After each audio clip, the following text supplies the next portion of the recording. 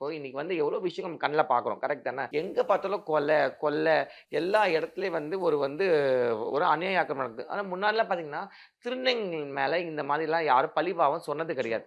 ரொம்ப ஒரு இப்ப நெறைய மரியாதை பேர் பேச வச்சிருந்தாங்க. ஆரம்பிச்சுட்டாங்க. ரொம்ப மரியாதை வச்சிருந்தாங்க. எந்த ஒரு திருநங்கைய பார்த்தாலும், வாங்க, போங்க சொல்லிட்டு அந்த மாரி ஒரு ஒரு நல்ல ஒரு அபிப்பிராயம் வச்சிருந்தாங்க. பட் ஆனா இன்னைக்கு அப்படி இருக்கா? திருநங்கைய பார்த்தா "ச்சீ வெளிய தொரத்துங்க ஃபர்ஸ்ட்டு. திருடுறாங்க, கொள்ளடிக்கிறாங்க."